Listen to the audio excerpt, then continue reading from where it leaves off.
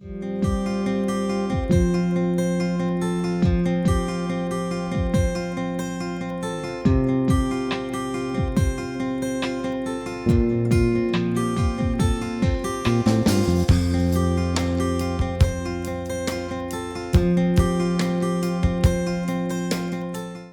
M. Subaya is an assistant professor in mathematics in LN Government College, Poneri. He has specialized on statistics interdisciplinary. Being interested in active research program and mathematical or statistical modeling, he has knowledge in operating various softwares on statistical tools and on technical computing. Having 16 years of teaching experience, he has published papers in 8 national and international journals, and has also presented papers in 10 national and international conferences.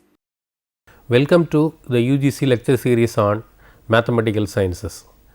This discussion deals with statistical inference, that is, inference on some unknown quantities which we call as parameters in a statistical orientation. So, what is the specific meaning or the understanding of this statistical inference? Let us take the outline.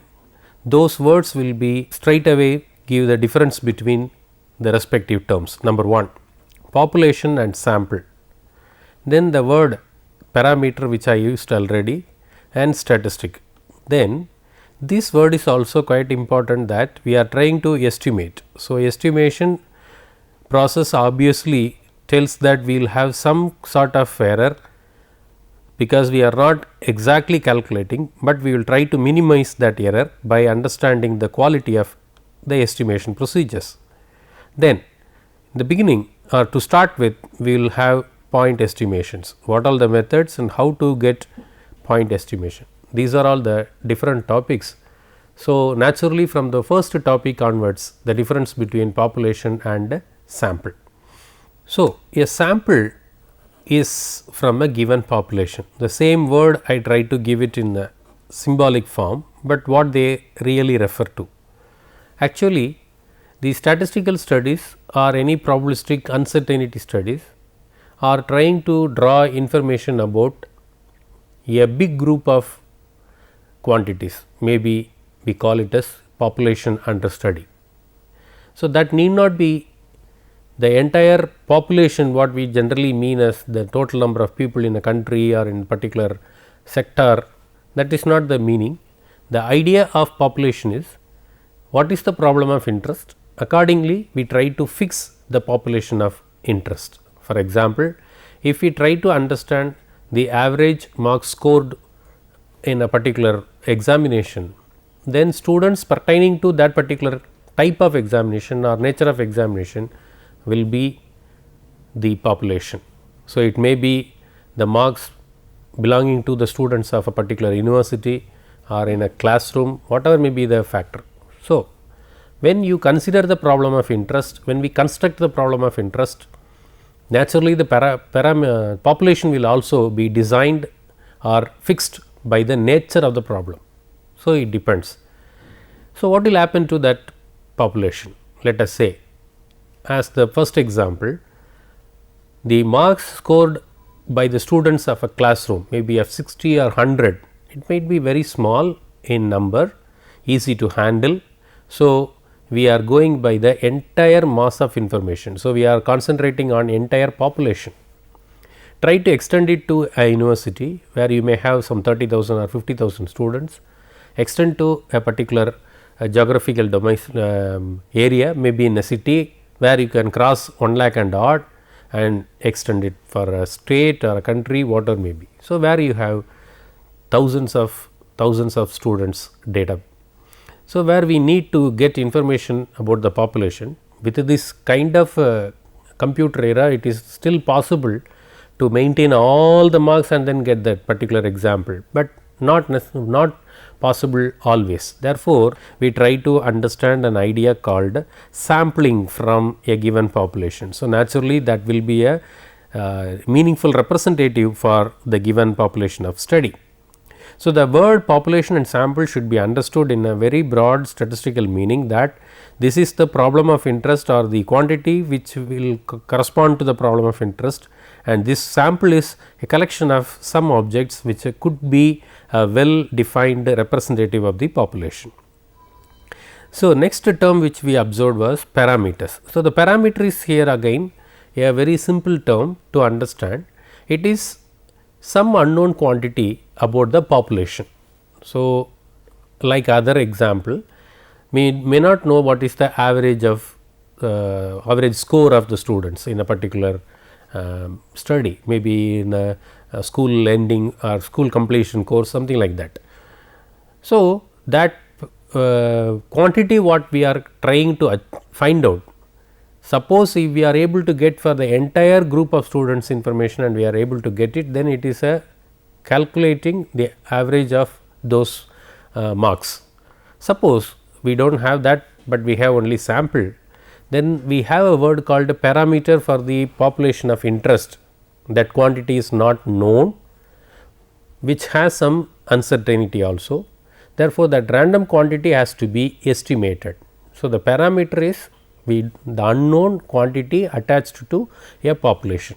It may be average, it may be count, it may be some other categorical information like how many people like vote for a particular party.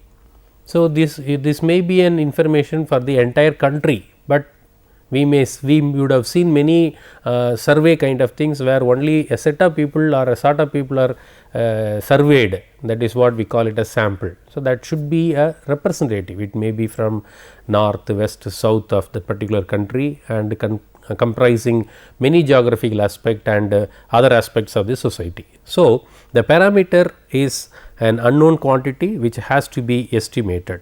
Then the problem is in a one line sentence, to determine from the given observations what we need to determine is the unknown parameters. Make a 3 word here very clear: population, sample, and every population will have an unknown quantity called a parameter. What observation you are having, from that you try to estimate the unknown quantity. This is the very simple way to understand the meaning of statistical inference. We are trying to get some information about the unknown quantity from the known or the collected observations.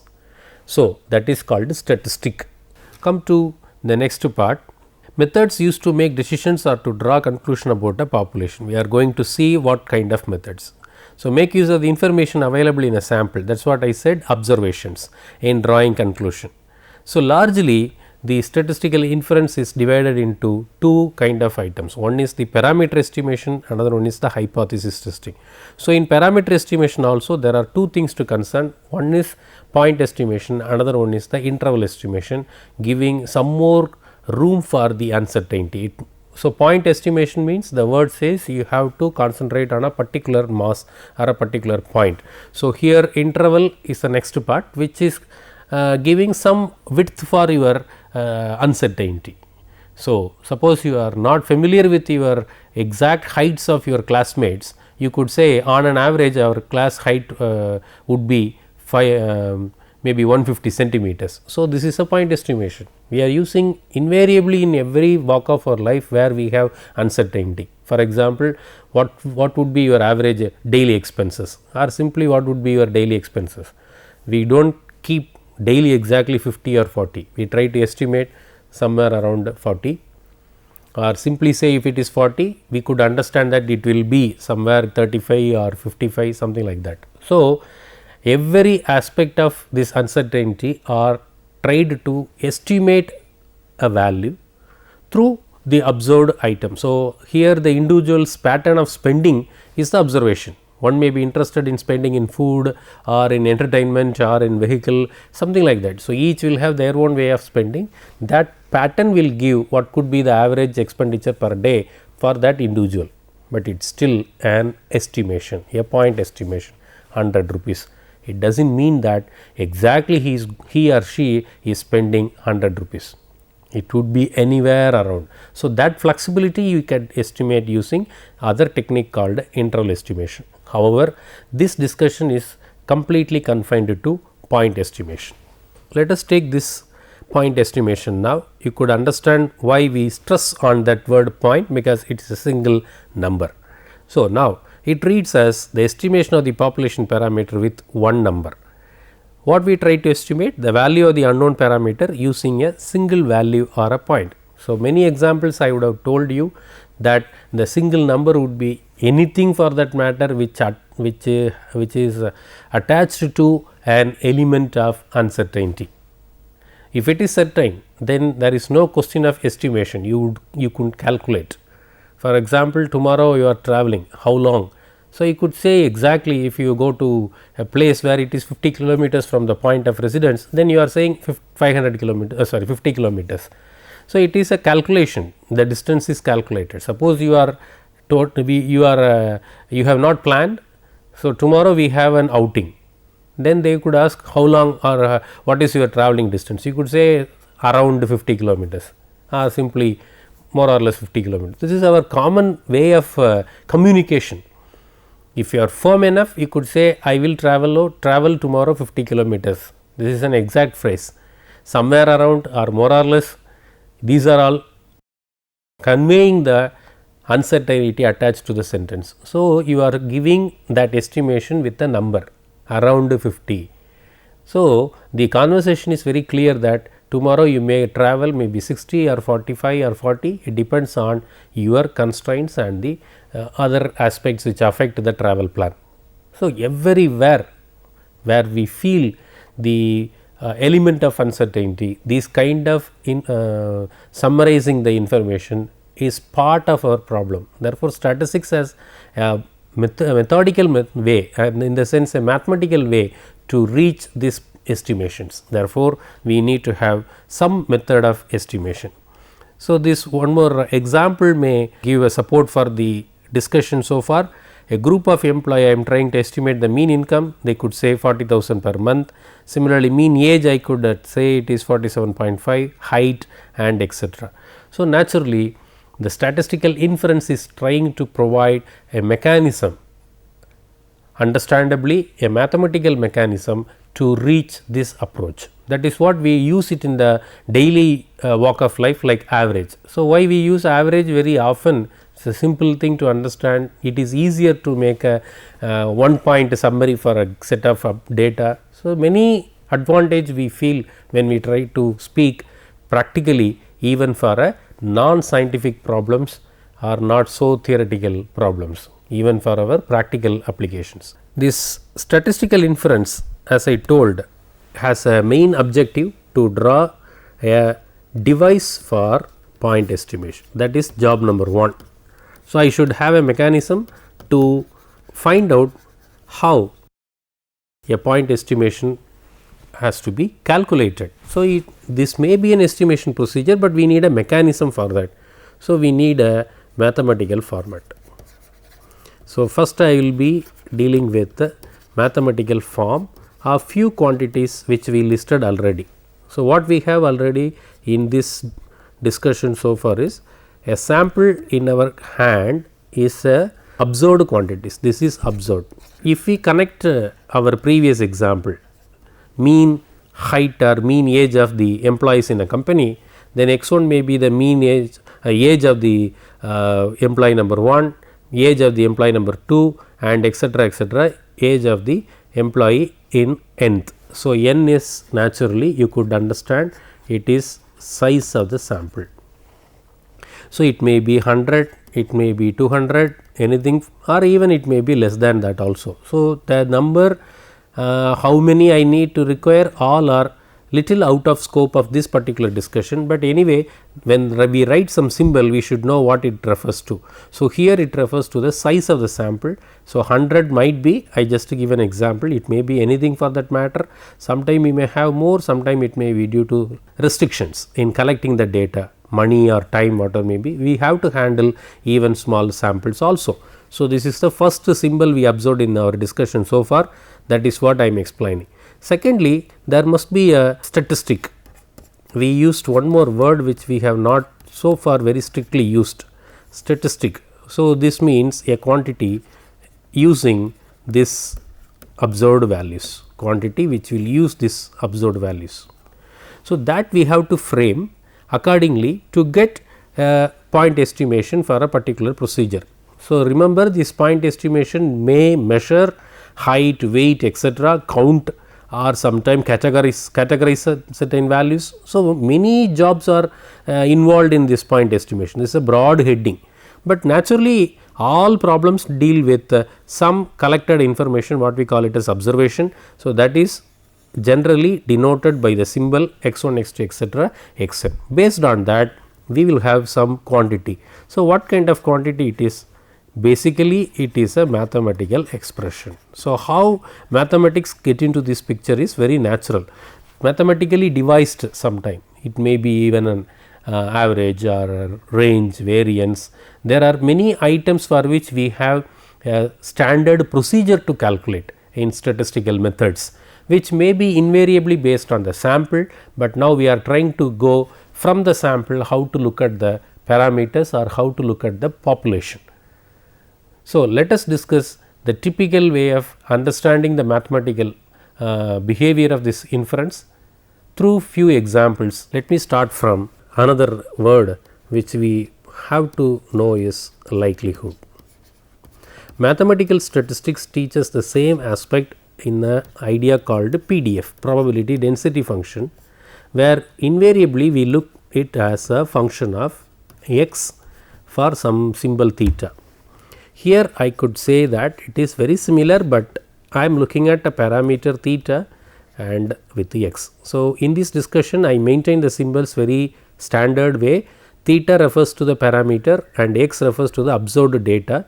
Therefore, we do not modify it, and every time I will not explain. So, both are very much equivalent, number 1, because this is something understood as if we know theta, then we are trying to calculate probability of the realized value x. I will give the example now. However, here the likelihood is for the given observation, what is the likelihood of theta, what could be the possibility of theta. So, here the problem is in a different direction. So, the notation also conveys that particular part. So, what you are given, based on that what you try to do. For example, let us take a very simple problem of x follows binomial of two symbols. Here I do not use the word parameter n comma theta. So, the basic mathematical statistics deals with this symbol for f of x given theta as NCX, the formula NCX theta power x 1 minus theta raised to the power n minus x. So, x is my variable 1, 2, 3 etc. n, and not much about theta except this information. As I told you already, n is number of items in the sample. So, here it is trial, and theta stands for 0 to 1, which is population parameter. So, when we have to move from here to here, I say theta is unknown. This is the parameter. So, I change the orientation of the problem just to say the same mathematical expression, but my orientation is entirely different. L of theta given x is again NCX theta power x into 1 minus theta power n minus x. So, naturally a student or anybody have this kind of difficulty or question that what is the difference between only the left hand side. Look at here, it is actually f of x given theta, assuming theta is known to me, but here theta is not, I mean unknown, but I have observed x. So, based on that I will be finding out what is the likelihood of that. This word is more important for estimation procedures. So, our idea is to find out what is the more plausible value. So, I will use one more word oftenly, this is plausible. Plausible means what is the most probable value, let us say.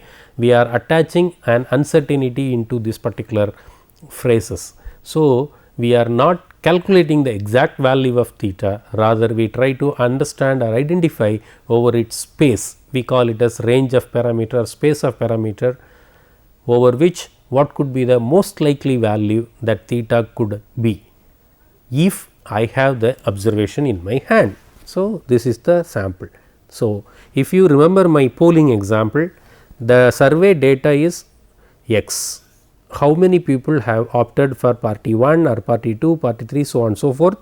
From that information, somebody would estimate that election result would be favorable to party 1 or party 2. So, theta could be, suppose there are 4 parties, I have a vector of theta, theta 1, theta 2, theta 3, theta 4. From the collected information, the estimation can give what will be the most probable value for theta 1, meaning suppose party 1 can get 10% of the vote, party 2 will get 20% of the vote, party 3 is also sharing somewhere around 20. So, 20, 20, 40, 50 remaining may favor automatically to the fourth party. This is an estimation. Everybody knows the survey is not final. This is a common phenomena we observe over a period of time in any democratic practice like a polling. So, they will survey few people that will give some indication how the population would behave, that will finally try to come as an estimation that may or may not be true. But here this discussion is not to evaluate the quality of that estimator, but we try to understand this is the way it has to be. So, once we understand the term likelihood, what is our next part? So, we try to say two things in our observation. One is I give a symbol, suppose I have n observations which are coming from assumption number 1 is identical and independent, IID, identical and independent distribution. So, what is identical, what is independent, I will explain. So, based on that statistical independence, using the product rule, I have first observation, namely x1. So, NC x1 theta power x1 into 1 minus theta power n minus x1 and so on so forth, it goes. So, when we consider from a Bernoulli's form, that is success or failure, I have theta power x1 1 minus theta to the power 1 minus x1, where x1 would be yes or no, bivariate variable. So, it gives a binary variable either yes or no or true or false, whatever may be the form. So, I will collect this kind of information for n event. For example, that means what I do, I collect the information from n different population. In the voting example, I collect thousands of samples. So, thousands of the sample will give different answer. If it is 2 party system, party 1 or party 2, what is favorable, what is non favorable. So, that is what I try to give as an example to mean they are independent. In what way? The sample number 1 will not affect sample number 2 and his result will not affect sample number 3 and so on so forth. Then independence will automatically comes into the picture. Then what is the identical there is all are having a typical parameter theta. So, x is actually a vector, we should understand x1, x2, etc., xn. So, a theta is the fixed parameter where it is identical for every independent observations here. So, it follows binomial of n comma theta. So, naturally we will have a product rule which will be comprising this form NCX product of theta power x into 1 minus theta power n minus x. So, naturally we need to estimate this theta. Estimated theta is denoted as theta hat. This has to be read as theta hat. If the symbol, if you use as p, then it is p hat. Like that any symbol we can try, but hat symbol is used for finding out denoting an estimated value. So, theta is estimated, symbol is theta hat. After understanding the word likelihood, we have observed one example that which talks about the binomial model NCX theta power x into 1 minus theta raised to the power n minus x. So, this is my L of theta given x. So, what I try to use from here is very simple. I try to estimate an idea called MLE. So, likelihood I have said already, maximum likelihood estimator. So, we try to work for this particular word so far, which gives a distribution designs for the data model. That has to be maximized. That is what I used another word, plausible. So, more plausible word we try to estimate. This procedure is called MLE. The major observation for this particular setup is we try to maximize for the aspect of theta. For that, for simplicity, we take L of theta given x in its log form. So, what will happen to the log form is I take the logarithm of this quantity which is free from theta, therefore, it is k plus log of theta per x can be written as x into log theta. Then this again written in terms of or using the logarithmic rule L of 1 minus theta. Suppose I differentiate this particular part which we may call for convenience small l. So, dl by d theta, we use calculus approach for that with respect to theta, therefore, this is constant 0, x log theta is 1 by theta plus this is n minus x into log 1 minus theta differentiation is 1 by 1 minus theta into minus 1, ultimately x by theta minus of n minus x by theta. So, the calculus principle is making this as dou L by dou theta is 0, therefore, x by theta minus n minus x by theta equal to by 1 minus theta is 0. So, simplify we have to get for 1 minus theta and then theta taking the LCM format theta into 1 minus theta whole then x into 1 minus theta minus of n minus x into theta. So, numerator will make the answer as theta hat equal to x by n. So, we have one simple example for understanding the idea of maximizing the likelihood to get the estimator. So, that is what we call it as maximum likelihood estimator. Okay. So, symbol we try to understand that it is theta hat. So, why we go for logarithmic is to simplify the procedure, and from the calculus we could understand that I am trying to maximize a function of theta is very much equivalent to maximizing the logarithmic transformation. That makes our process quite comfortable here. So, that I estimate and find out the answer as theta hat equal to x by n. Summarizing this discussion we try to understand 4 aspects as far as the terminologies are concerned: population and parameter, then sample, why that sample is useful for understanding something about parameter, but the parameter is not being calculated, it is being estimated, and what type of estimator we have confined to this discussion is point estimator. One method what we just observed is maximum likelihood estimator, that is being illustrated with the help of a binomially distributed data model. But the question here I refer to is very simple. We can collect any 10 numbers or 10 different data sets, any sample. They can calculate, these words are quite simple to understand, statistical methods. What will happen if you calculate repeatedly mean, repeatedly variance, repeatedly maximum? If such data sets are not available, I have given 3 different data types for exercising the same with observing that each row relates to each observation, therefore, 3 kind of data. Therefore, we can calculate mean for first sample, mean for second, mean for third, and understand how point estimation is quite sensitive to the changes in the sample. So, this exercise is not only to observe how to calculate mean, that is a statistical method we would have studied, that has to be applied here in a different perspective. So, I have more samples. Suppose I collect more than 2 or 3 or 4 samples, I calculate the same point estimation called mean for example, what will happen to their behavior?